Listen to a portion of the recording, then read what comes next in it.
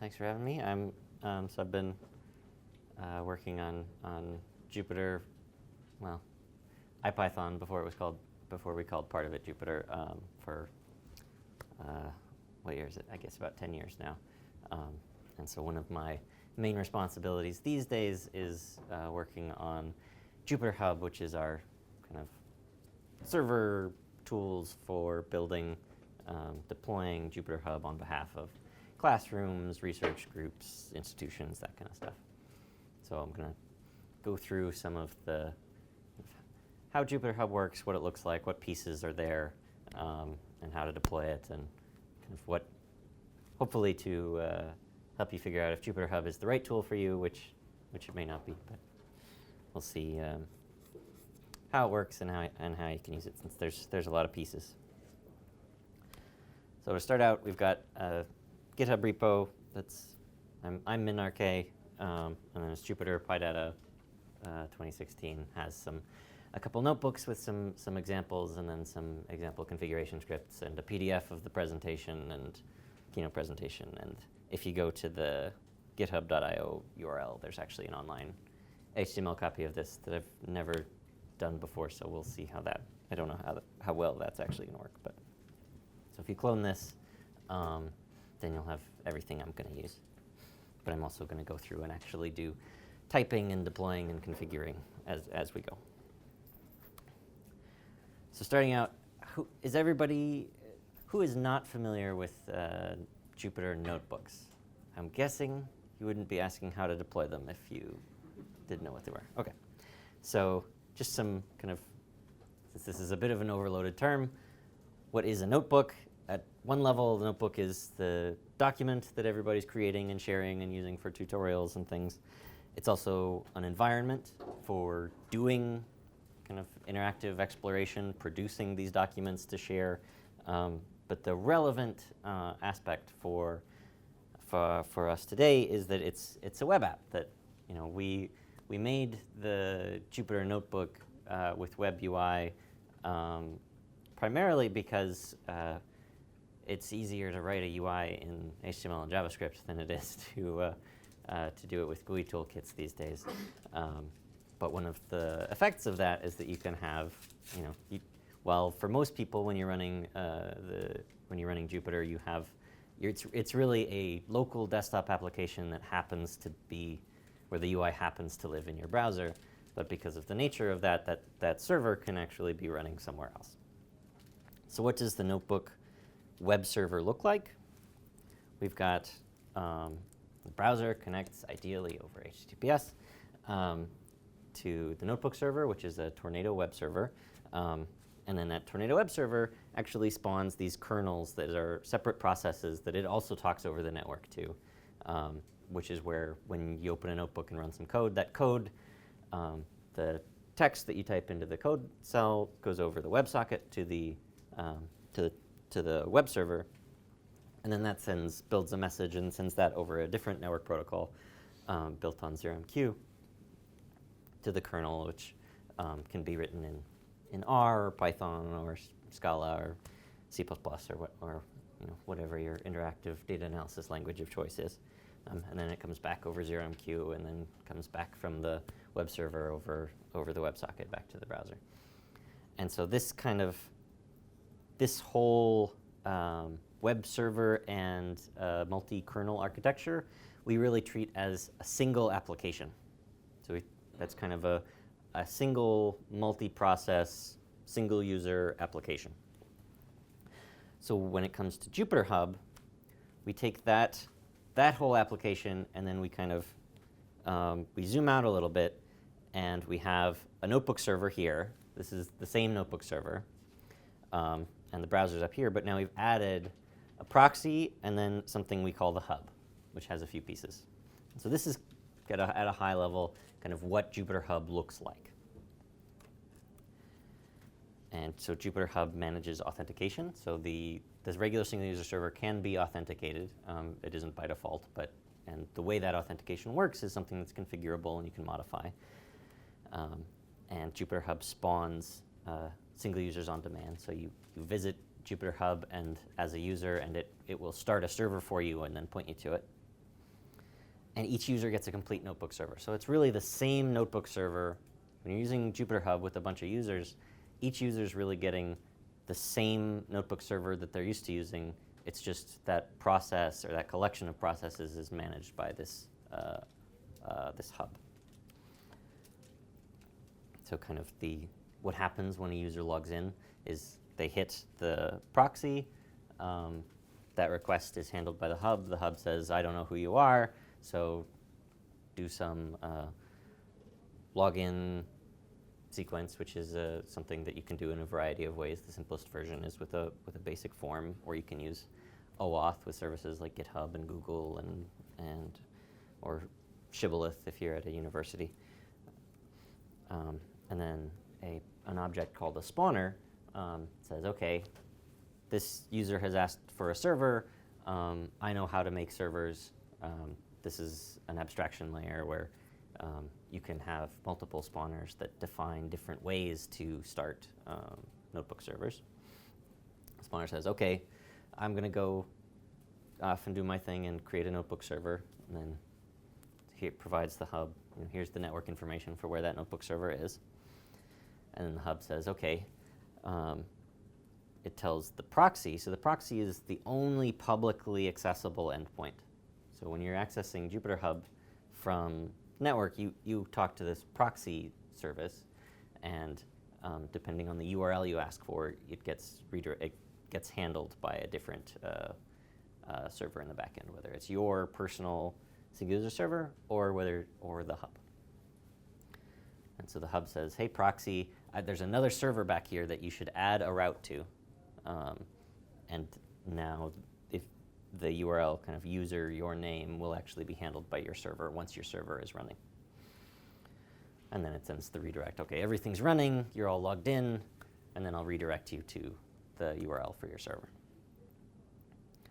And then once you connect, then the single user server with its authentication mechanism says, okay, I got a connection. When it's deciding, should I allow this browser to take actions, to run code, open my documents, change my files and things, it actually asks the hub. So you the browser sends a cookie saying this is who this is, and then the single user server says, okay, I got a cookie. I'm going to ask the hub if this is really okay, if this person should really be allowed to talk to me. So basics of installation.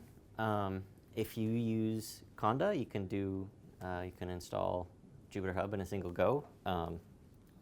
However, JupyterHub is not it's not in the defaults channel for Conda, so you need to use the Conda Forge channel.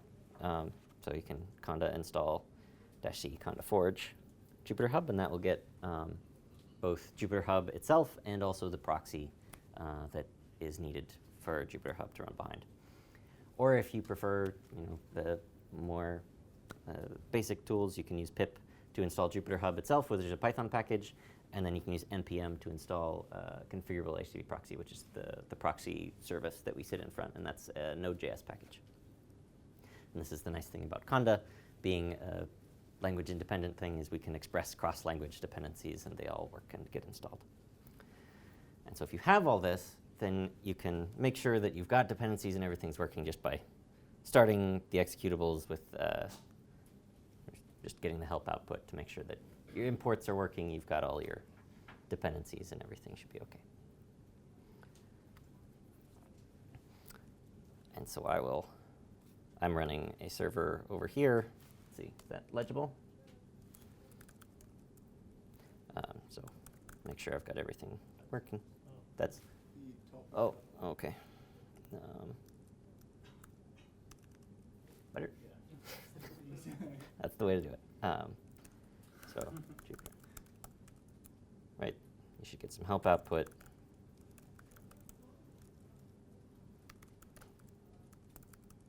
You can check the version that you've got installed. Ideally, it's 061. We're getting cut off.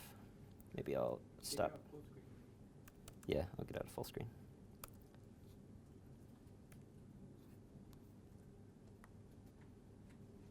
And just make it really big.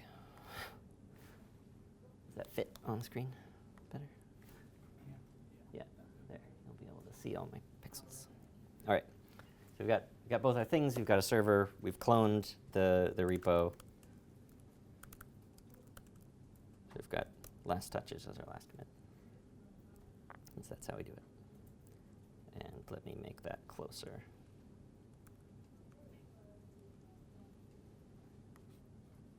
To my presentation. Okay. And then if you've got this repo, the quickest way to get everything you need is you can just do conda-env create with an environment file. And then this will create a conda-env that has your has Python 3. So JupyterHub only runs, this is an important, since it is for server hosting stuff, JupyterHub actually only runs on Python 3, and it only runs on POSIX, generally Linux systems. It won't run on Windows, and it won't run on Python 2. Some caveats for installation that you need to be aware of. If you're running with local users, you need to make sure that, and this happens with conda or virtual env sometimes, you need to make sure that what you install is actually executable and readable by all users on your system, because you're going to be spawning processes as other users, and you want to make sure that they can still import the packages that you have installed. So if you've done like a -- user install, then things are not going to work. Or if you're doing creating conda environments in your home directory, they may not be readable by the other users. So you need to make sure that you're doing things in kind of a system-wide, available to everybody setup. And the way I've done this is I've set up conda in /opt conda, and then that's accessible to everyone rather than in my home directory or something. Yeah. And then just a little plug. So I mentioned CondaForge a little bit earlier as the easiest way to get JupyterHub. CondaForge, you can think of it kind of as the CentOS to Anaconda's Red Hat. It's a GitHub powered kind of community packages, community managed packages, Conda packages. So you can, if you want to be the maintainer of a Conda package, you can just make a pull request to CondaForge and say, here's my recipe that builds the package, and it's all thoroughly tested and automatically builds on Windows, OS 10, and Linux for all the Python versions and everything. So you can. It's a very new project. There aren't very many packages yet. I added JupyterHub a few days ago, just so that I could say you can install it in one line, which hasn't been true in the past. Yeah, so I would encourage people to add the CondaForge channel to their default Conda sources and participate in the CondaForge community if you want to be a maintainer of a package. Later on, I mentioned this early, we're not going to use Docker in the very beginning, but these can take a little while. So if a little bit later, we're going to use Docker spawner to spawn our single user servers with Docker, and the image we're going to use is the JupyterHub single user image, and that's the thing that might take a little while to download. So if you want to spin that up, it should be done by the time we have to use it, and then make sure you have Docker itself. So the default behavior of JupyterHub is authentication uses the PAM service, so it just local users, just username, password in a simple form, and it spawns your single user servers with it just switches the user, with set UID, and spawns the single user server as the real users on the system. In order to do this, the hub has to run as root in order to have permission to become all these other users. That's not strictly true. There's actually a way to run the hub with sudo to give it only permission to run single user servers as other users and not actually run the hub itself as root. But that is very complicated to set up and fraught with peril. So let's just check what happens when we type JupyterHub.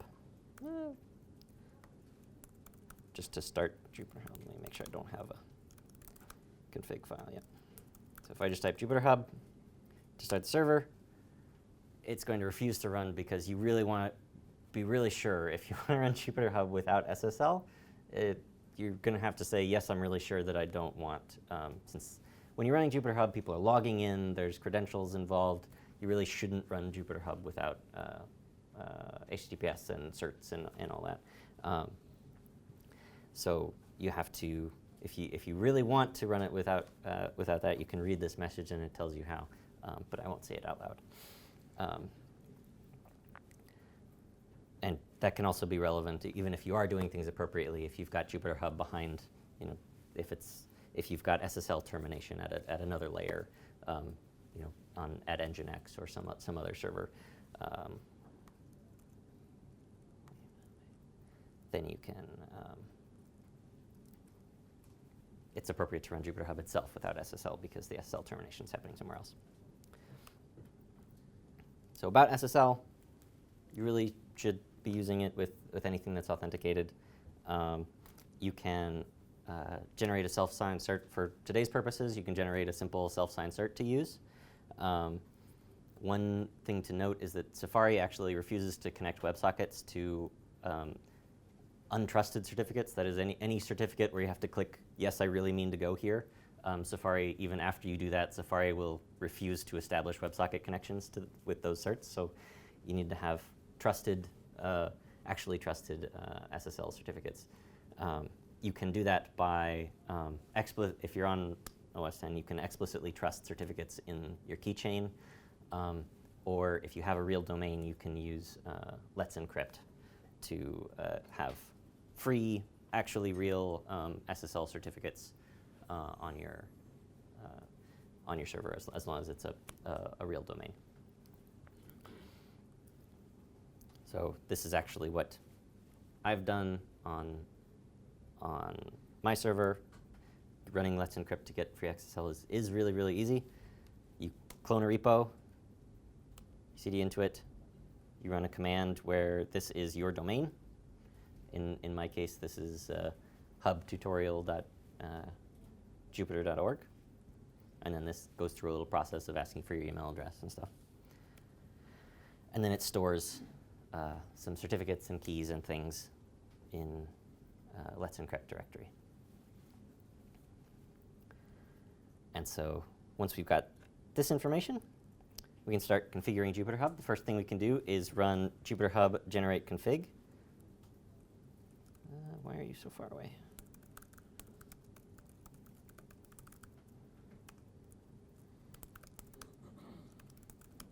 So we can open this generated a JupyterHub _config file, which is a Python configuration file that we use in all the Jupyter and IPython tools.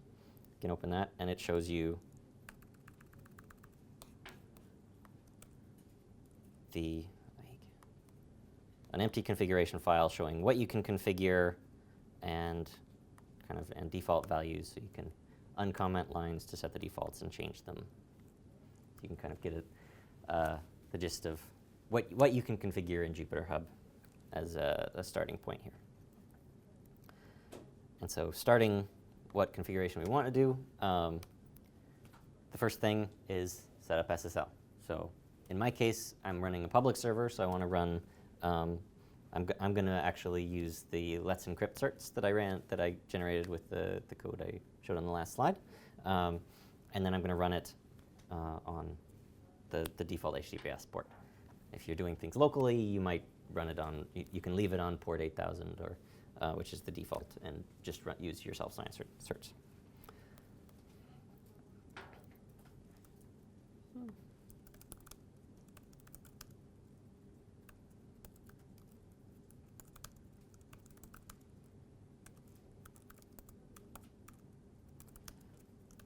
so that I don't actually type every character in front of you. So this is what my config file looks like. It's got my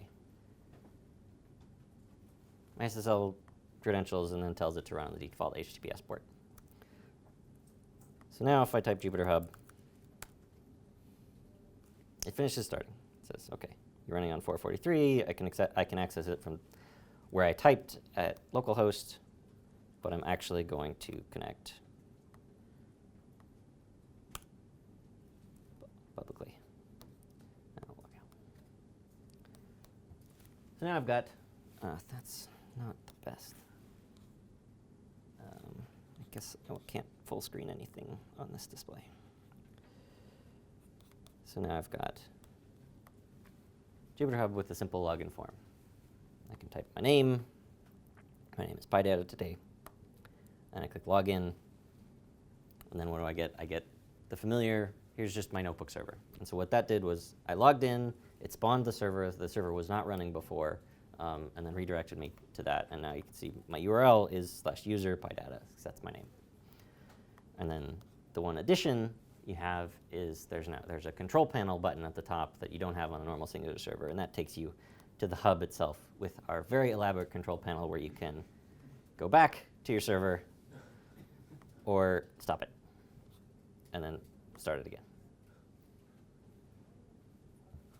So the users don't, in the default setup, users don't have a lot of control over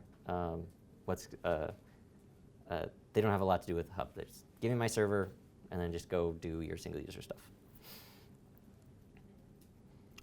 OK. Now where has everything gone? One thing that typically you want to do when you've got a system-wide installation, your sysadmin, you want to make sure that stuff is installed for everybody. One thing to do is install packages system-wide, which often defaults are installing doing per-user installations. And if you do things just for you, everybody else won't have access to those.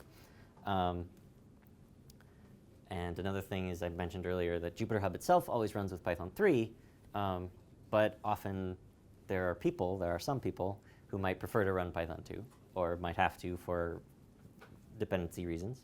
And one of the reasons that we feel OK making JupyterHub require Python 3 is that that doesn't preclude user code from running in Python 2. It's just, as far as Jupyter is concerned, Python 2 is just yet another language, just like R, just like Julia, just like C++. So you can install, in this case I'm using conda again, I can create a conda env with Python 2, and then the ipykernel package. So this is the IPython package that provides the Jupyter kernel information for IPython. And then I run this IPython in the env with conda run. I run the command IPython kernel install. And this is system-wide by default, because the defaults for the Jupyter commands themselves are system-wide. But you might have to check with your kernel what the flags are for an actual system-wide installation. And then if I run, after having done this, if I do Jupyter kernel spec list,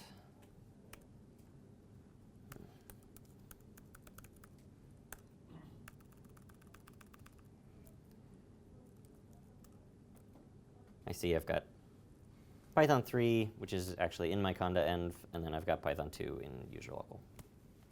So I can, if I go back to my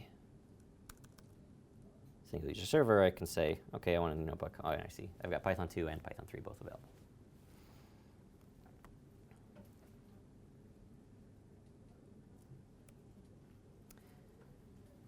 So the first custom thing that we're going to do is take, so we've got our simple local PAM authentication. And now we're going to tell our service to use GitHub OAuth. And so setting up GitHub OAuth, you have to go, you visit this URL, it's GitHub settings applications new. And you visit that, and you get something that looks like this, which I can actually just visit. And then you give it a name. This doesn't mean anything. JupyterHub tutorial. a little too small. That's a little too big. Homepage URL also doesn't matter.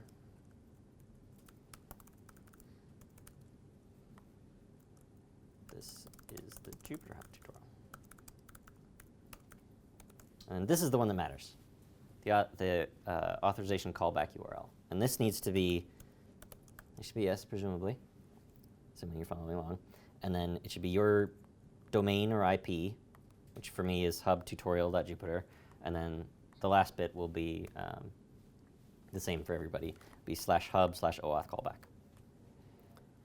And then if you register that application, you will get something that looks like this with a client ID and a client secret. And so the three pieces of information you need are the client ID, the client secret, and the callback URL. And then in your, too many things open. There's a file in the repository called env that has a few shell variables defined but not filled out. So if you edit that file and fill it out, you can specify the GitHub client ID, the GitHub client secret, and then the OAuth callback URL, which should be your domain. So from those two, from that GitHub page, you enter this information to tell JupyterHub kind of how to log in with GitHub. So, yeah. Quick question. Do you know if it works with GitHub Enterprise? What I've typed here doesn't. You have to specify a. There's another environment variable that I don't remember off the top of my head, but that you can look in Authenticator to say. But yeah, it works with GitHub Enterprise. You just have to change like the GitHub API URL, and then it just works.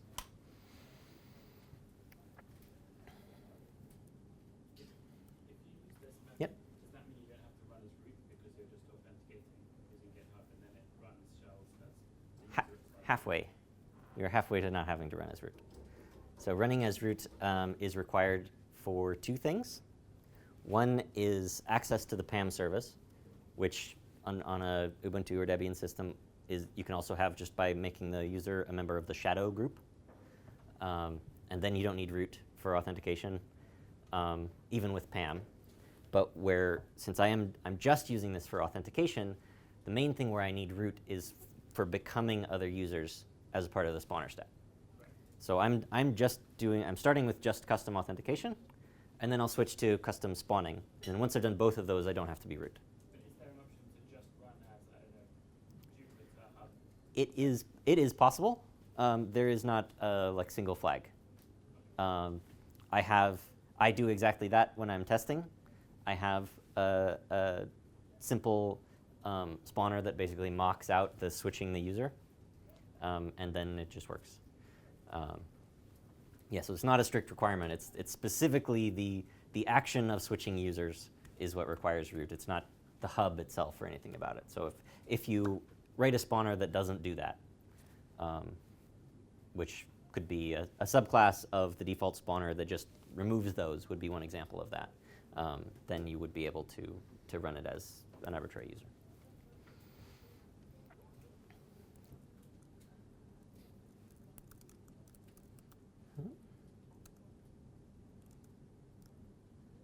Let me find.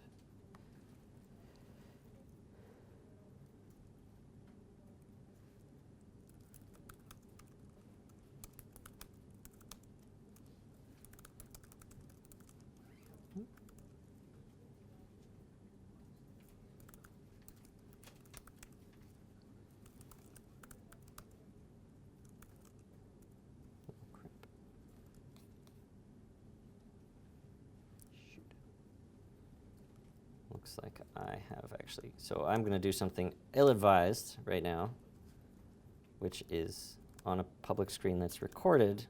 I'm going to actually look at some credentials for being able to run things as me, which I need to remember to delete after this because I've deleted what I needed. So here's my JupyterHub tutorial. And here's my client ID and my client secret in case you want to build an application that is authenticated as me.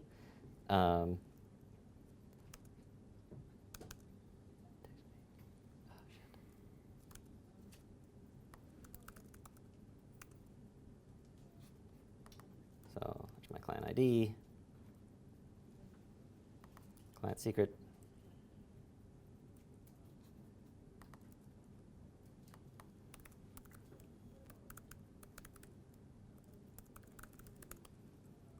All right, so now I've got those environment variables.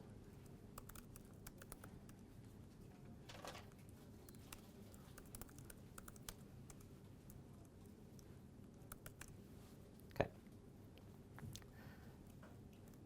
So now I can edit my configuration file again and tell, so now that I've got the information I need to do OAuth with GitHub, we need to actually tell JupyterHub how to do that.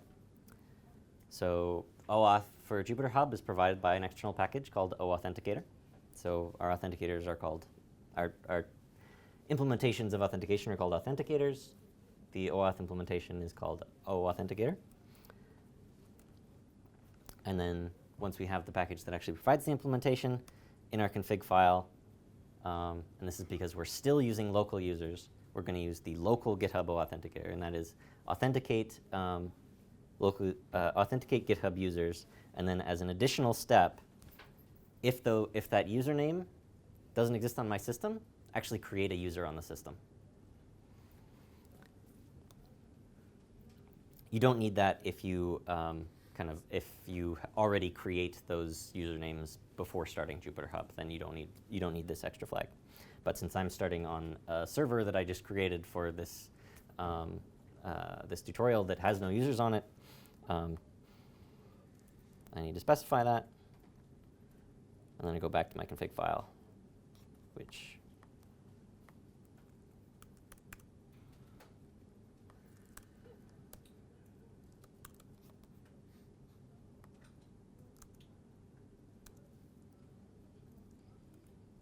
I can stop JupyterHub and start it again. There.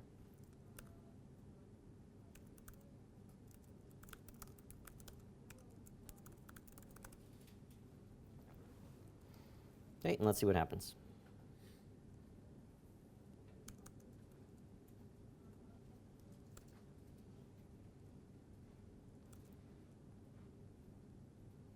Where did you? There you went.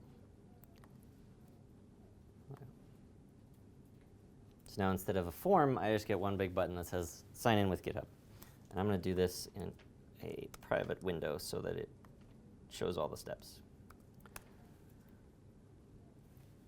I click that, and then it says GitHub OAuth stuff, log into GitHub, two-factor authentication with my phone.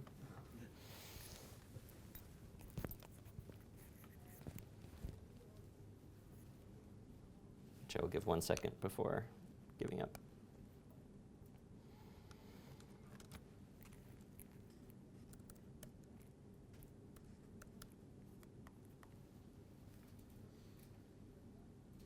And then I'm back. This is, except now, if I start my server, you can see that I'm actually minrk now instead of PyData, because that's my GitHub username. You'll also see on the control panel, because I'm minrk now, I am an admin on this server, which will show how to make that happen. And so there's an extra button, which lets me see kind of all the users I've got. And I can stop other people's servers, see who's running, see how long it's been since they've logged in, that kind of stuff. I can add new users to the server.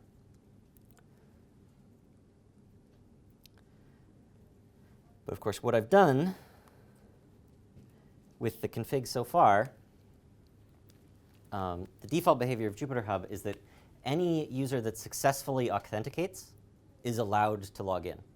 And this is fine for PAM, because if you've got users on the system, it's reasonable, not necessarily what you want to do, but it's reasonable to say anybody who can log into this system can log into JupyterHub and use it. However, with GitHub, the way I've set it up, anybody with GitHub credentials can log in and use my instance, and it will just create a user for them. So I've now created a public server on the internet for everybody on GitHub. So to undo that, JupyterHub has this notion of a whitelist, a user whitelist. So the whitelist is a set, a Python set of usernames of who should be allowed to use it. And then admin users is a separate set for who should be allowed to, who should also be an administrator, who can get to that admin panel and can do things like stop other people's servers in case, if something got stuck, I need to clean up, or I want to, I want to shut down things that are taking up too much resources, or I want to see what's going on. Those are the kinds of things administrators can do. So there's two lists. Yeah. No question. This is your name both on GitHub and on the server. In this instance, yes. There is you can use a dictionary map if you want to map GitHub usernames to system usernames that are different. You can have a dictionary that just does a lookup. So it's what it's doing actually is it's doing a lookup in that dictionary and with default value of no change. Yeah, so you can have a system with real users and use GitHub login for that, and have the GitHub users' names do not have to match the system usernames.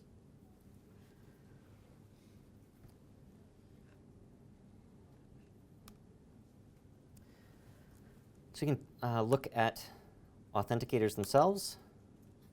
Now that I've thoroughly confused my tabs. In the repo, there's an authenticators notebook. We're just going to look at a little bit about what makes an authenticator work. So we're going to import some authenticators, the authenticator base class. Let's make these a little bigger. And then we're going to look at the PAM, which is the default authenticator. And we're going to look at the authenticate method. This is where, if you have a form authenticator, this is really all there is to it, is a method that's given the HTTP handler that is being authenticated, and then form data. And if we look at how the PAM authenticator is implemented, it just gets the username field out of the form and the password field, and then calls Pamela as a Python binding for PAM. And it just says authenticate. And if it authenticates, then you return the username.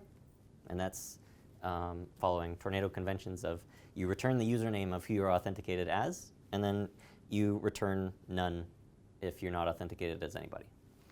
So writing form-based authentication, especially if it's just a username and password and doesn't involve any additional information, is really, really simple. So if you've got some other service that needs, if your username and password login setup is, if it integrates with PAM, then you don't actually need to do anything, because PAM is, you tell PAM to talk to your service, and then this JupyterHub doesn't need to know that it's not just talking to the password file, since it is using the PAM API. But if for some reason you can't use PAM and you need to use form, username, password login in some other way, you can just write that implementation that is either wrapping an API or just your local implementation. So here is an example authenticator, a totally complete, valid authenticator that actually works, that is called Secure Authenticator, that has an extremely rigorous authentication mechanism.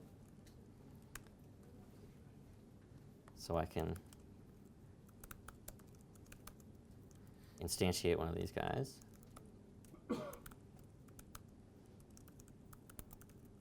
And then the form data, let's say, is me,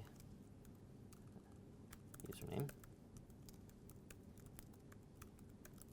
password, you. Okay. So I authenticate that. I get nothing back. That means I'm not logged in. But if I enter my password, then it tells me who's logged in. So if you want to do an exercise of kind of get a feel for how to write a custom authenticator, you can. This is something that people have asked for testing, or for even writing encapsulated services.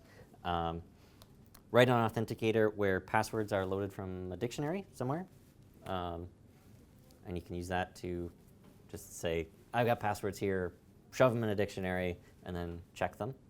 And then, since it's generally ill-advised to store passwords in clear text anywhere, and this is relevant to some other things that JupyterHub does. What just happened?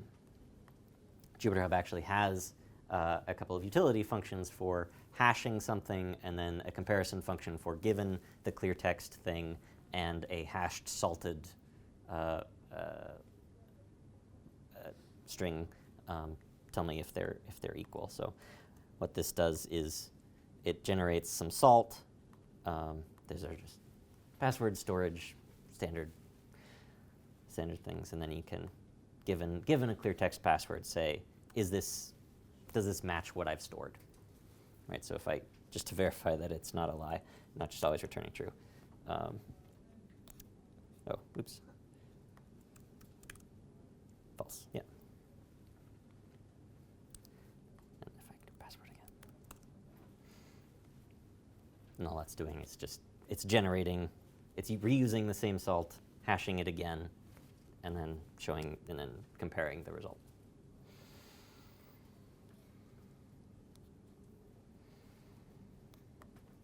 And one thing about the, for doing experimentation, mocking, testing, one thing about these Python configuration files is they can include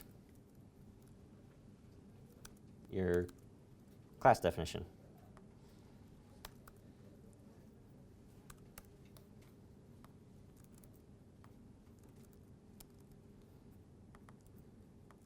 Right. So this is an actual configuration file that defines what secure authenticator means and then uses it. I won't actually do this.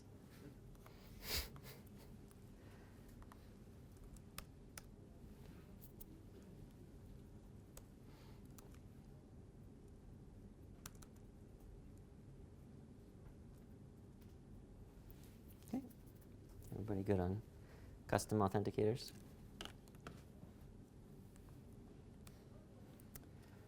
So our next step is telling JupyterHub to use Docker instead of switching to users on the local system and spawning the server as those users. If you use Docker spawner, just like we've got authenticator as a package, Docker spawner as a package, and we're also going to use netafaces just for a convenience thing. You don't actually have to, but I like it. And then we're pulling our image that hopefully we did earlier. So we're switching from local GitHub, which is mapping to local users, to just the basic GitHub authenticator, which is a simpler class that just doesn't check if the users are on the system. It says, I've logged in as a GitHub user, here's the username, I don't check anything on the host system at all. So we're moving backwards a little bit in that we're not using local anymore. We're just using GitHub. And then we're using Docker spawner to spawn our Docker containers.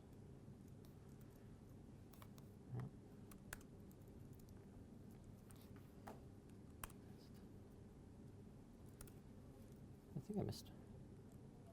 Yeah. And we also want our whitelist.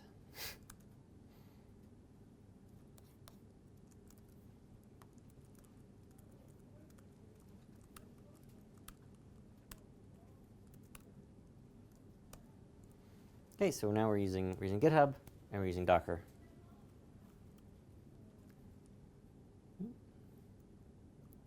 And then if we try this, initially, it won't work because of one missing piece.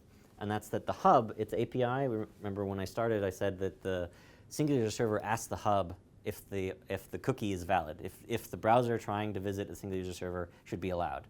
And that means that the single user server needs to be able to see the hub's API. And the hub's API listens on localhost only by default, which means that the single user server can't actually see it if it's isolated in a Docker container.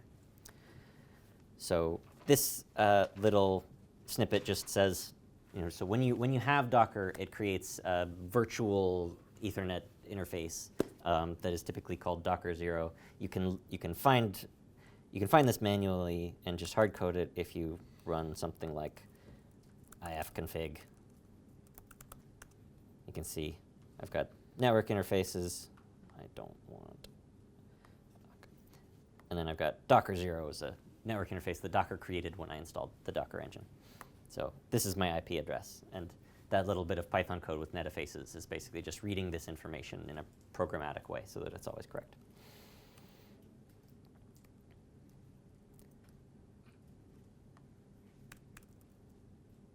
Okay.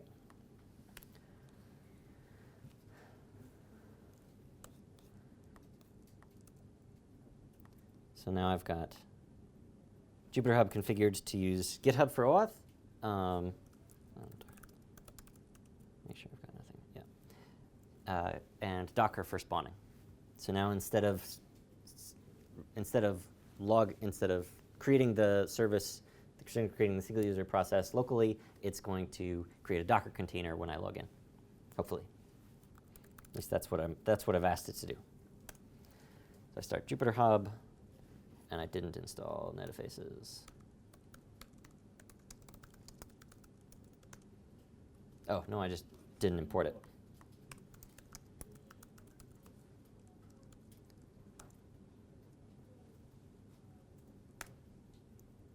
Yeah.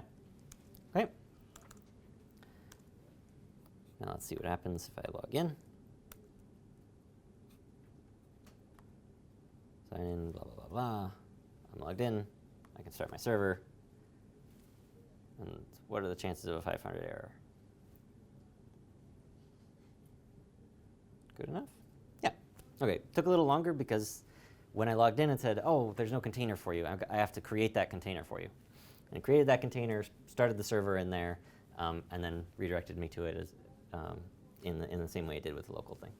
And as far as the hub's concerned, it doesn't really care. It's the single user server is just a network service that's running on some IP somewhere that I have access to, and that's all that matters. So if I start a terminal, well, for one, you may notice that the files available to me are different. If I start a terminal, that kind of has to be small. I can do like hostname is, if you've used Docker before, you're used to short hex host names. And who am I? My name is Jovian because the Docker containers by default use this Jovian username. So everybody who logs in will get their own Docker container and be isolated from each other, at least as far as Docker does by default.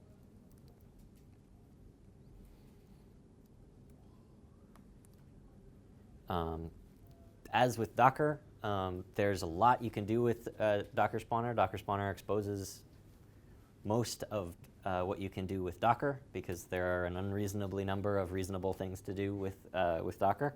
I'm not going to go into all of them, but standard things to do are set up Docker overlay networks to kind of limit the network access that containers have, but also grant them access to data services. So if you're running a database that could also be in a Docker container that your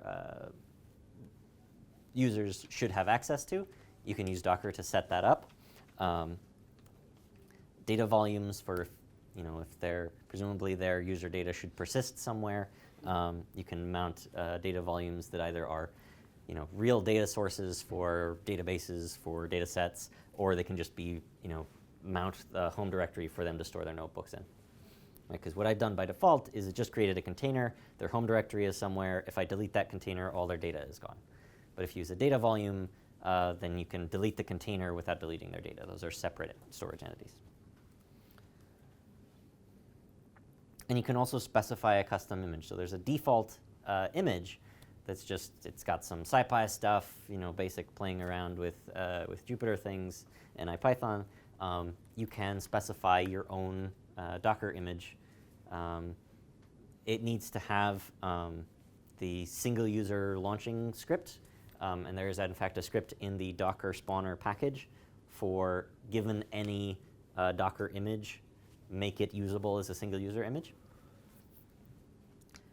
And we've talked about doing that at runtime, but it doesn't yet. And there are a variety of Docker stacks that the Jupyter folks have provided with R and yeah. Can this be configured by the user who logs in? As in, launch a different image based on the user? I have an exercise where you can learn how to do that.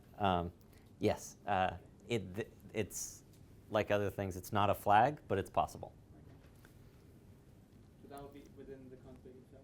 You define logic there.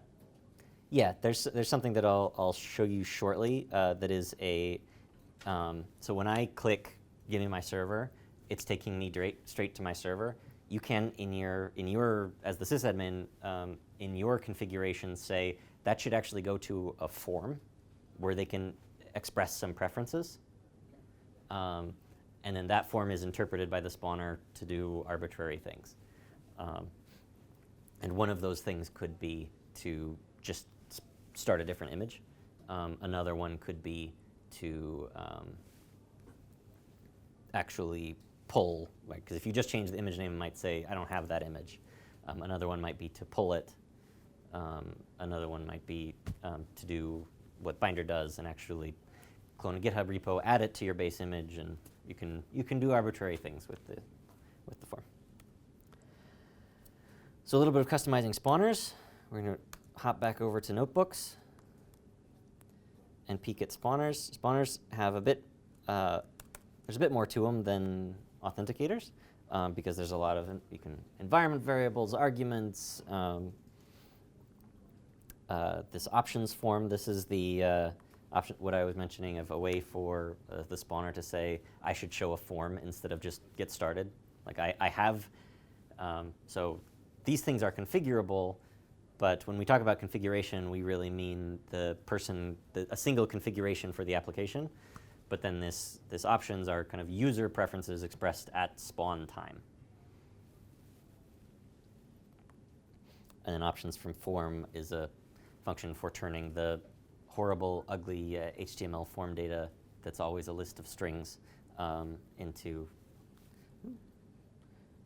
that's fine. I've got it open multiple times. That's a problem. Yeah. And then get args gets you the the command line arguments for starting the server. Start is the method that actually starts the process. And then we can look at what does start look like in the default implementation. And it just says, allocate a random port, give me my environment, give me my arguments to pass, and then popen, and then this make preexec function is actually what sets the user. So in Python with popen, preexec is a Python function that runs before actually as a part of the process switching thing. So this make preexec is actually how it switches users. And so if you wanted to write that custom spawner that just doesn't do that, if you made this make preexec, if you subclassed and then made make preexec just return an empty lambda, that's exactly what it would do. That wouldn't quite work because of some stuff with home directories. It would still try to switch to the home directory, I think. But that's most of it. This is what a spawner form looks like. And here is an example demo form spawner that just says an options form. And what you give is, just as a string, the body, not the entire form, but the body of an HTML form, which in this case is just a single string input. And then options from form is what takes that form data, which is going to be keyed by the names of the inputs. And then it's always going to be a list of strings because that's what Tornado does with forms. And then you can do things like cast numbers and or split a string into an argument list. And then what we do in this case, what this does is give you a form for adding extra arguments. And so from the options form, we get the arguments. And then we ask for those arguments from user options. So self.userOptions is where the options are stored when start is called. So get args we're adding extra arguments to the default. And in this case, you've got getEnv does. We're not doing anything extra, but this is where you would add extra environment variables. So if I took this spawner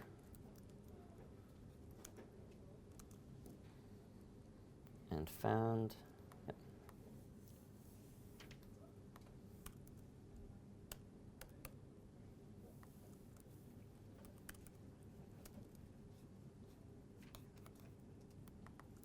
So if I actually run with this, and I go back to local GitHub.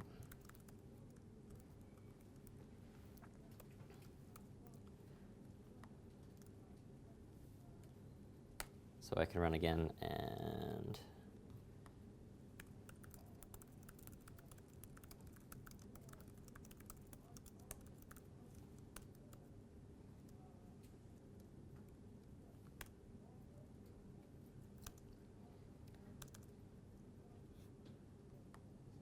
now if I go to log out,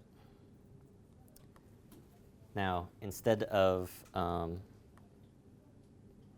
when I click Start My Server, I get this spawn form instead of actually just going to my server. And I can do --debug, or whatever. I can even, this is, there are potential issues with giving users control over these things, because I can do like -- unrecognized flag and spawn. Oh, I missed an import. So that time I got an error because it didn't interpret the form properly.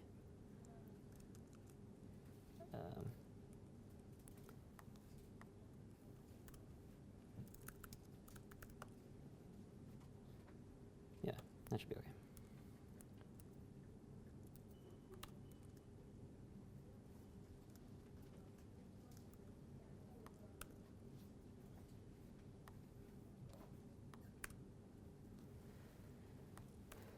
Unrecognized.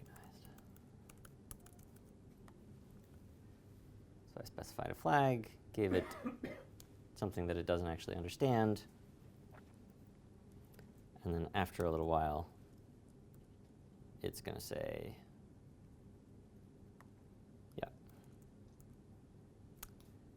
oh, I failed to start. Right, so I gave it something that actually didn't work. And I can just do debug, and that'll just add a bunch of logging, and it'll fail for other reasons. I think I've got some cookies messed up. Yeah. Yes, you need to be careful when you're giving users influence over over what's going on. But for simple declarative stuff that aren't arbitrary things like a command list, you can be more sure that you're doing something safe.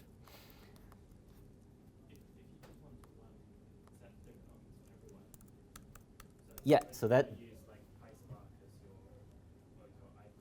Yeah, so if you want to specify, so you can have options that are per user that you specify, that users don't specify. You can have that without needing anything like this. You can just have your spawner says, in getEnv, it does set a bunch of environment variables for this user, because when that's called, you know what user you're being called for. Right, so a spawner, in terms of JupyterHub, each user has, in the hub process, each user has a spawner instance.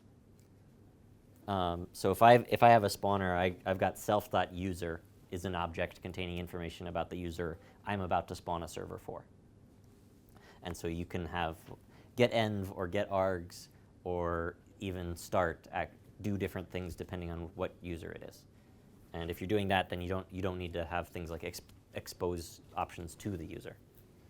So there's three levels of, there's global options that affect everybody, there's options that are interpreted per user, and then there's options specified by the user.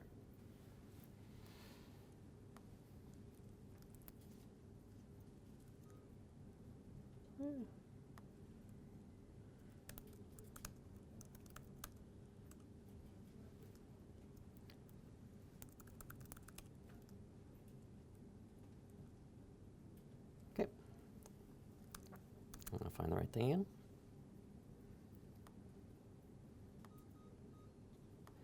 So Docker spawners start, let's look at kind of their implementation. There's a bit more to it because it's loading a bunch of Docker options for creating the container and all that. But Docker spawner actually takes some arguments. These arguments aren't generally passed. but they're useful for subclasses to say, take start and then actually provide something to super.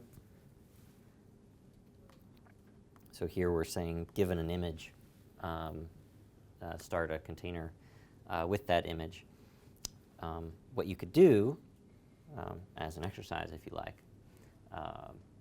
is make a spawner form, just like we did with the demo, with the adding arguments. Make a spawner form that lets you pick the image that's used for a given user. So we saw in the example. Where was the example? We have options form, defines what the contents of that form are. Options from form basically takes a dumb HTML form dict and turns it into a nice dict of our actual interpreted options. And then we can access the contents of that during start with self.userOptions, which is a dictionary that always may be empty. It's always allowed for that to be empty. So you want to use get and defaults and things. So with that information, and then looking at the Docker spawner.start, you should be able to write in your config file, subclass Docker spawner, define a form that lets you pick from an image, and then change start to load the image from user options instead of self.image name.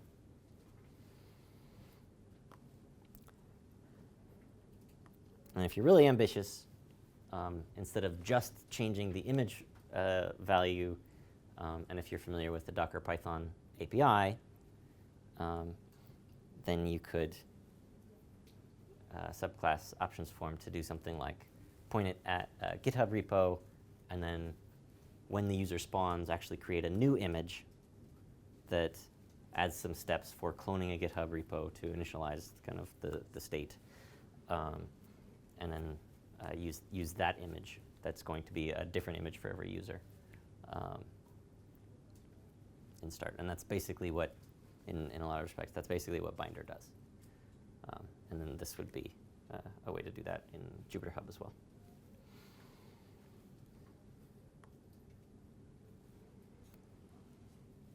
I don't know if anybody actually wants to do these things.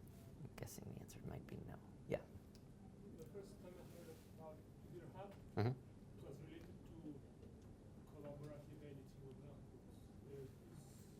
Is there something like that? There is not immediately. So the JupyterHub is, as it works right now, is really about isolating users from each other rather than collaborating with each other. So it was just, I misunderstood. Or it's Possibly. There's a thing called Sage Math Cloud that has real-time collaboration on notebooks. And we are working on adding that kind of functionality to JupyterHub. Mainly that functionality actually needs to be added to the single user notebook. And then JupyterHub would just be used for kind of identifying and authenticating. But because since most of what JupyterHub does is spawn a notebook server, the collaboration really is just in pointing two people at a single web app and having that work. Yeah, I'm sure that's the most part. Still, you Yep. need authentication in a single notebook in some sense. And Yep. this would be probably provided by JupyterHub. No. Yes, the authentication piece would be provided by JupyterHub, yeah. And then so we are, in a nearer term, things like higher latency collaboration, things like publishing, sharing, but not real time. Yep. Do you know of any spawners against Mesos or Kubernetes or anyone talking about There is one on the JupyterHub org. There's a Kube spawner, it's Kubernetes, that's written by UV at Wikimedia. I am not aware of one for Mesos. The main thing in the way of spawning on Mesos or Yarn or something is usually their lack of a good Python API. Mesos supports Docker, so it's exactly the same. Yeah. So it's totally doable. If you've got a mechanism for spawning processes, you can do it with JupyterHub. It's fine. The only thing all you need to do is know how to start a process and then get network information about the IP and the port of where that ended up. And that's all you need to know to write a spawner. And so usually that involves kind of what is the API that I can call from Python, whether it's a REST API or something, for actually making that request.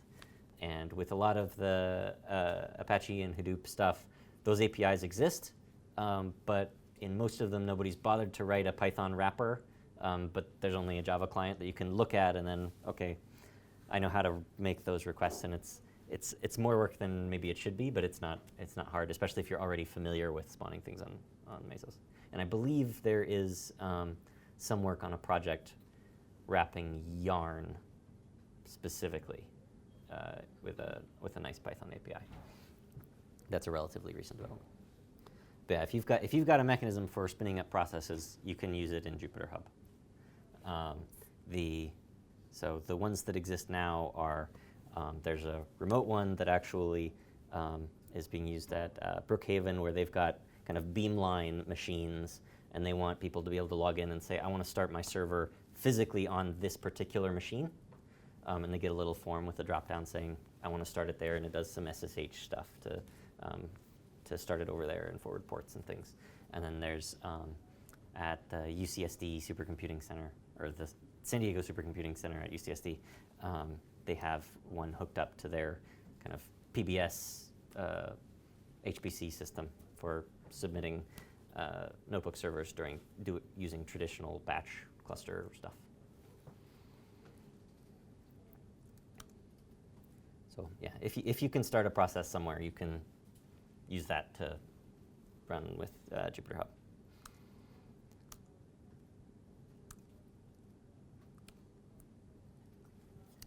So you talked about just starting it manually, but often when you want to use kind of operations tools, standard system management tools for making sure they stay up. If they go down, I want to be able to check on their status. There are tools, systemd, init, supervisor, what have you, for managing processes. This is an example of a configuration that I typically use supervisor when I'm deploying JupyterHub. It lets you do simple things like start it automatically, restart it if it goes down, send standard error and standard out to a standard log file, run it as a particular user. With most of these things, if you're used to running things in a service type setup, you may be familiar with the fact that it starts out with an unreasonably bare environment.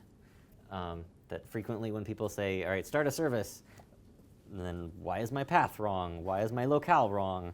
So I pretty much always, even though you can have the command be just JupyterHub, I pretty much always wrap any service I do in a shell so that it actually loads some environment variables and gets a kind of a more reasonable environment in which to run.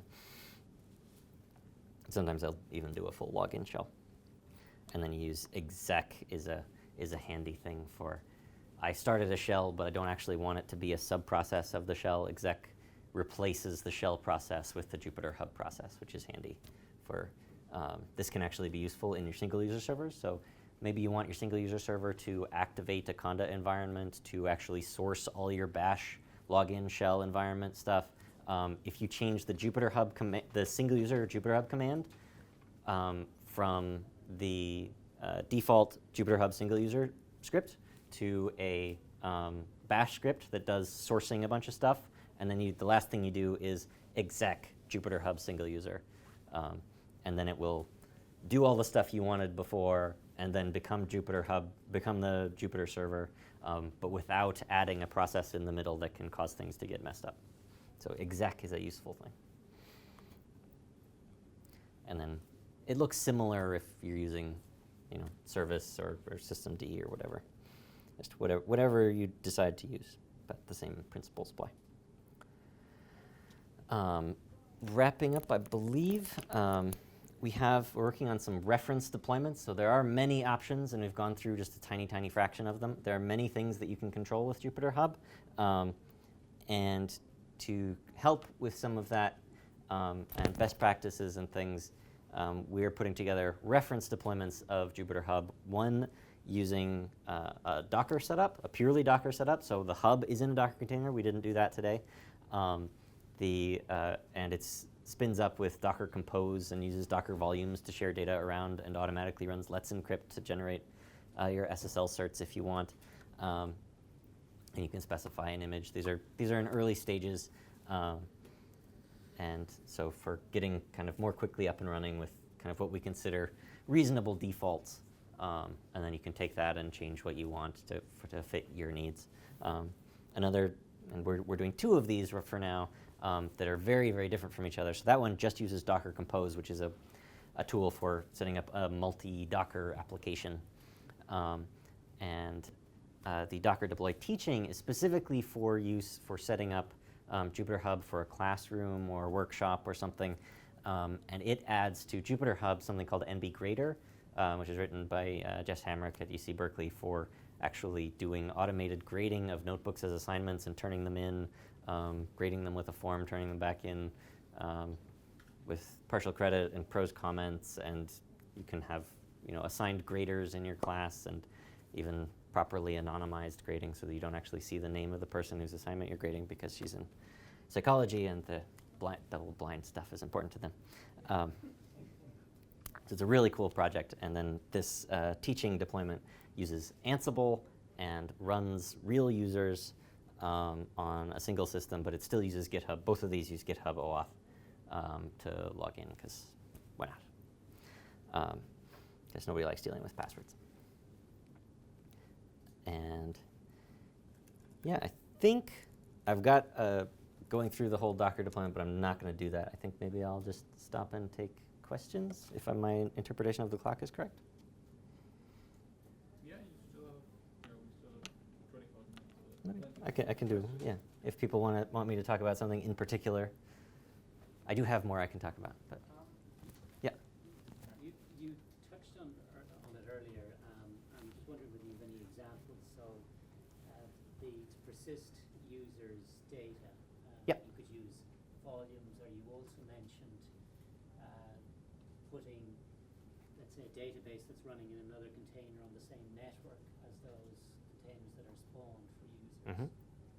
Have you any sort of implementation? So it is my intention, and it was my intention, to actually have the Docker, the reference Docker deployment actually be running the database in even the hub's database in Postgres in a container. I didn't get around to that. There are deployments of JupyterHub that are already doing that. It's not mounting it in the user container, it's mounting it in the hub container, but it's the same principle. I don't have one off the top of my head that I can link to for, so I do have, here's a primitive example. JupyterHub of persistence.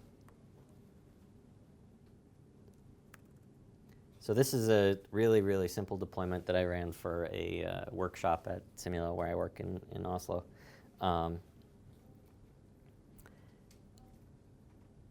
And the main thing it does is that it has this Nike spawner. Nike is the name of the machine it ran on. Which, in start, all it does is make sure there's a home directory. So the persistence is just a directory on the host system, in this case. And then the only reason this stuff is here is because if I mounted a location that doesn't exist in Docker, it will be owned by root. And that means that people can't write to it, which misses the point a little bit. So I just made sure that it was, in this case, it was fine for it to just be global writable, because I create a home directory, and then each container mounts /home/username. So even though all the containers are running as the same user, they're all able to mount a home directory and write to it. And in this case, I didn't have to be root to run this. And then the config file looks like docker spawner.volumes, and it says just mount this work directory. In the container, mount a work directory from the host machine that is a per user location. And in this case, this is user data persistence just on the host file system. But you could do the same thing if instead of a host volume, you could just use a Docker volume for the same thing. And typically, it would be reasonable to, in Jess Hamrick's deployments, she just mounts their entire home directory. I couldn't do that here because the base image I used actually installs software in the home directory. So if I mounted it, then that software wouldn't be available.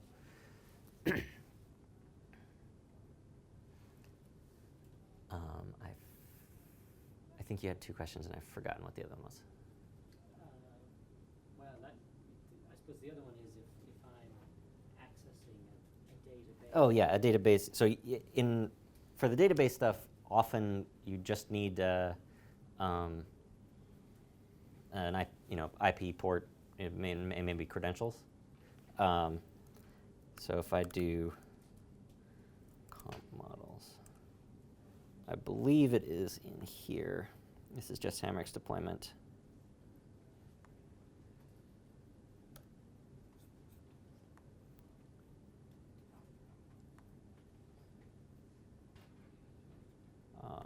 May be hard pressed to find things promptly.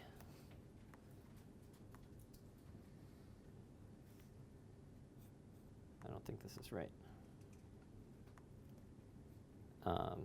I don't have it, but yeah. So she has a deployment where you can see in the hub container it in the specification for the hub container. So there's a container that runs a Postgres database, and then in the hub container it mounts it sets up the network. A Docker link so that the hub container has access to the database and then specifies a couple environment variables for authenticating with the database. And so you could, in your spawner, set up links. This is what in Docker, Docker's network, like peer-to-peer connections, it calls links. So you can set up, when you're setting up a container, you create a link to your database container, and then maybe you specify some environment variables that allow the user to be authenticated with that database, even as themselves, not depending on the nature of your system. Maybe that's a specific authentication that should be separate per users, or maybe it's just a password that everybody just has right access, and they're not identified as a part of the authentication. But you could have in your start mechanism specify environment variables or what have you. Mm-hmm. So you went through creating a single step deployment of GitHub. Yeah. Mm-hmm. So the problem with that is, like, as you get more users Uh-huh. picking up GitHub, you run out of resources. Yep. Is there a way to scale it across multiple? The simplest way to scale. So there's the simplest way to scale is to just say sub Docker for Docker Swarm. Okay. And Docker Swarm is just Docker it's a cluster that looks like a single Docker instance. Okay. And you don't actually have to change anything. Okay. So you just use Docker spawner, and then in your Docker config, you're pointing it to a swarm instead of a local Docker instance, and then you've got a elastically scalable, yada, etc.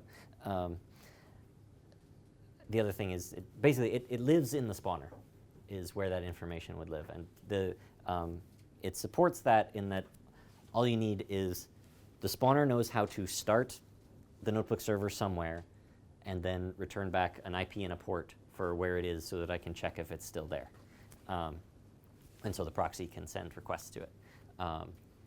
So if you've got so in some sense, the answer is JupyterHub itself doesn't do things like scaling or anything. That's kind of out of scope for the project, but because there are a million other things for given compute resources, allocate them appropriately and distribute things. And JupyterHub is written to kind of minimize the amount of information it needs about the context in which the single user servers are started. So there are, someone has written an EC2 spawner that actually spins up an EC2 instance for each user, and that should be scalable to relatively large numbers.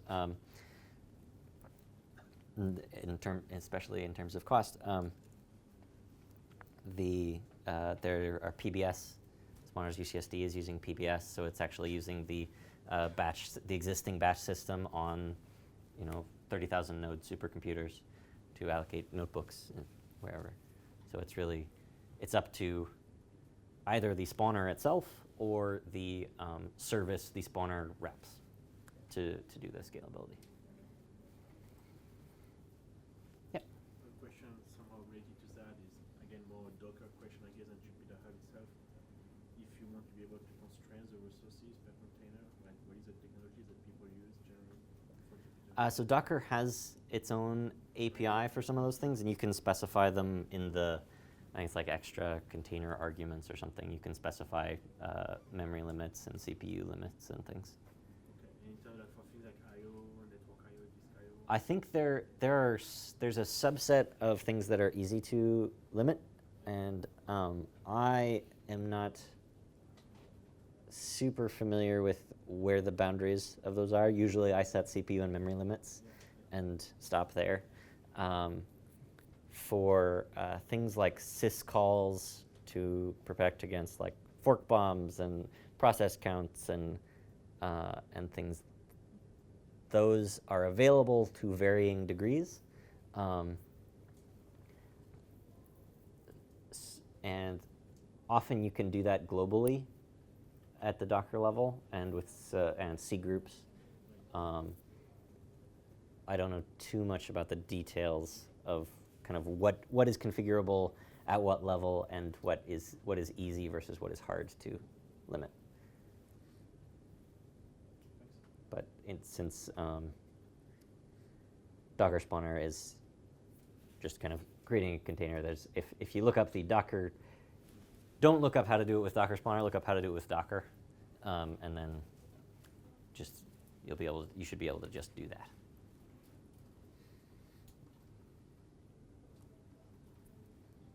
Anything else? Yeah. I'm sorry if it's a bit of I'm lost in the stack. This is completely orthogonal, right, to the capabilities of IPython in terms of distributed computing. Yeah, technically, there's nothing in JupyterHub that actually requires that the single user servers it's starting are Jupyter. It just needs to be a web server. So you can use JupyterHub to spawn web servers of any kind and authenticate them. And the single user servers, for the most part, don't know that they're being run in JupyterHub. As we add the real-time collaboration stuff, we will add kind of some ways for it to behave differently when there's the notion of other users, the notion of who am I and stuff. But right now, there's very little of that information that gets into, from the hub that gets into the single user server. I do want to mention skip through. This is just the process for running the Docker Compose recipe. Some things to do that I didn't cover. Always use SL. I did cover that. You can use Postgres for the host database instead of SQLite. That has various benefits. People put Nginx in front of the proxy for performance reasons. You can serve, if you put Nginx in front, you can serve static resources from Nginx so that you're not always going through the proxy and then hitting single user servers to get the static JavaScript and HTML and stuff that each of the single user servers, you can actually have them all served directly from Nginx, which saves some load. Call idle servers is a script that's in the examples that will shut down single user servers when they've been idle for a while. The default is to just leave all those decisions up to the users or admins. JupyterHub won't clean up your stuff. That's up to you. But one of the ways that can be up to you is you can run a service next to it. And JupyterHub has a REST API that covers basically everything JupyterHub can do. You can do with JupyterHub from an adjacent service using the REST API. And call idle services is one of the examples of that says, you just check every once in a while and say, if this server hasn't done anything for an hour or for a day, shut it down. And you can, Jupyter on IPython support configuration coming from like system-wide locations. So you can have things like install kernel. I talked about installing kernels and packages. You can also do things like specify configuration of IPython and Jupyter. So loading extensions, this is a new thing in Notebook 4.2, but you can say all of my instances should actually load this extension that maybe adds some widgets or whatever for your in-house tools and stuff. And you can make sure that that's installed for everybody without having to go say for everybody install it. You can just install things system-wide, configure defaults system-wide, and then back up your data. So one of the things that this did happen, so Jess Hamrick was one of the first people to deploy a largish scale class, large for class, of a couple 225 students using JupyterHub and using her NB Grader software, and using Docker Swarm. She was actually one of the first users of, maybe the first user of Docker Swarm in production. Basically, she was saying, okay, she was using Docker, and then the Docker folks said, basically a week before class started, hey, we're trying to make this Docker Swarm thing. And so she started using it for her class, and everything went great for the entire semester until like the weekend when students were doing their take-home final. And the actual physical node, so we were running on Rackspace machines, running with on-metal instances, so it's a real physical server, and it just died. And Jess is a prudent sysadmin and everything, so everything was backed up, and the deployment was all these Ansible scripts and things. So he was able to just restore from backup, Ansible deploy, it all came back up, but that was a nerve-wracking Saturday. But it turned out fine because she backed up everything. Yeah, and the little thing I'd like to finish with maybe is when you should use JupyterHub. Yeah, go ahead. This seems like a great way to run lots of notebooks. Uh-huh. Have you done the same kind of thing for editing source code? So if you have modules and notebooks and you want to be able to work on both at the same time? So you can. Two answers to that. What? Yeah, sorry. So the question was about, so this is focused on, this is good for notebooks, but how have we thought about editing files that aren't notebooks, and how to do that well? There's two answers to that. One is that, and this is largely because of JupyterHub that we have this. As soon as I find what's going on, oh, it's not running, is it?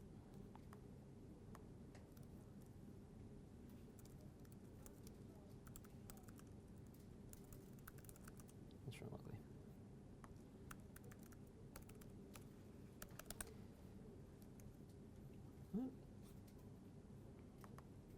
You fall off the Wi-Fi? Maybe? Temperamental?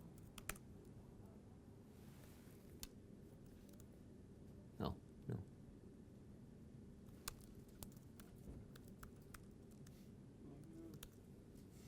What's going on?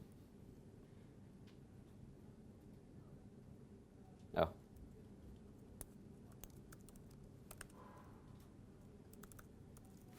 Wow. Everything's falling apart. It's a good thing we're. Oh, we came back. Oh yeah, we have documentation of the REST API with Swagger, so you can see kind of what's available.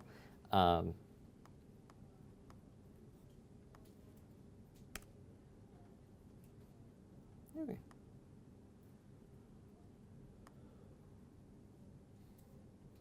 Yeah, now it's okay. Yeah, so I can make, say, a new text file.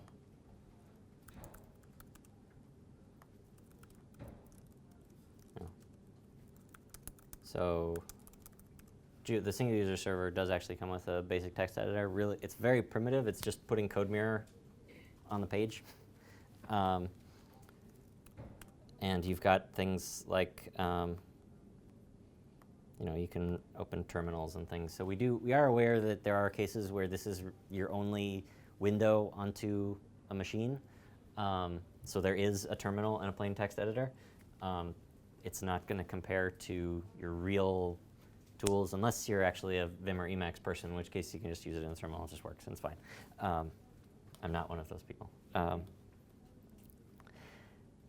So it is something we thought about, but the scope of how much we're putting into that is not, our ambition is not to make the next great text editor in a web browser.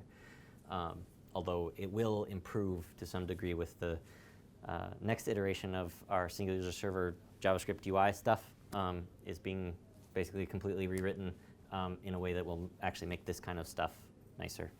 That it has kind of a paneled, I can open a text editor and a notebook next to each other in the same window, and file browser and terminals and pane thing. And so that will make things like JupyterHub nicer for working with not just notebooks.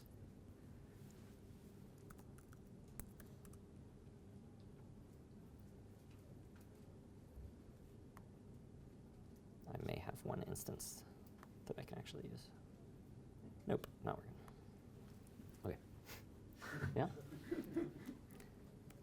Yeah, I think I wanted to finish with, yeah, so if you've got a class or a workshop, the JupyterHub's a nice way to say, you guys don't need to install anything. I've got it covered. I've got the dependencies, all the versions you need, access to data sources, whatever. And if you're using something that can be greater, it can actually, JupyterHub helps you distribute assignments and help students turn in assignments so that you don't need to deal with email or CMSs or stuff like that. Or if you've just got some computing resources that people already have access to and they want to use notebooks, but maybe from home, they can, you can stand up JupyterHub. And there have been a number of people where we've got a workstation, everybody's starting their own and then doing reverse SSH tunnels to their own things. And with JupyterHub and all the defaults on, should be a strict improvement on that, because you're just you running your notebook server as your user on your system that you've already been running notebooks on. It's just more convenient to start and stop everything. Or if you've got cluster resources like San Diego or things that can be useful, portal setup. When not to use it, and this is something, so JupyterHub is authenticated and persistent. So you log in, you're a real person, you're a user, JupyterHub knows who you are, and your stuff sticks around. You log in, it leaves your server up. It takes a bit of work to kind of confine JupyterHub resources, not a lot, but a little. Tempnb is another thing we do that is related to, but doesn't actually have any shared code or anything. With JupyterHub, Tempnb is, so where JupyterHub is authenticated and persistent, Tempnb is anonymous and ephemeral. And so if you go to try.jupyter.org, that's a portal to a Tempnb instance. And that it doesn't ask who you are. It just, when you hit that URL, it spawns, or it doesn't spawn, it gives you a Docker container that you can use. And then if you're gone for 10 or 15 minutes, that Docker container is destroyed. So if you want to, and that's all Docker-based. It's a single Docker image for the whole instance. So if you've got a library that's, say, I want to stand up, I want to say, I've made a cool thing. Maybe it's a data set, maybe it's a library. I want people to be able to play with it. Tempnb might be what you actually want to deploy, not JupyterHub, because then you don't have to ask who people are. They can just come play with it, and they won't leave a mess, because anything they make will get cleaned up. And Binder is basically Tempnb plus GitHub repos. So if you haven't seen Binder, it's super, super cool. It's run by Jeremy Freeman and others at,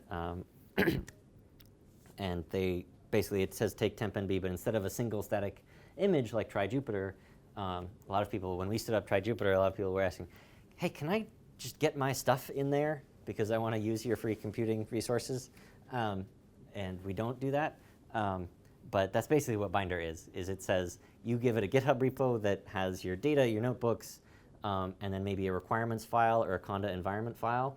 And then you say, Binder, hey, here's a GitHub repo that has some stuff in it. And what it does is it creates a Docker image that actually loads your data and installs any dependencies. And then anybody can visit. You just click a link, and then it spins, like Tempnb, an ephemeral instance, but with all your data and notebooks installed. And so that's really useful for if you want to have kind of free live documentation of your library. So Dask distributed has some really nice examples, and you just click a link and you can run Dask and play with it and do stuff. And people don't need to log in. It's free, and it's going to stay free because it's part of a kind of an open, reproducible science initiative that is the point of it. So being free is the point of it. It's not a loss leader market, whatever. Okay, stop there. Oh, and Sage Math Cloud is also, if you want real-time collaboration today, use Sage Math Cloud. It exists, it works, it's good.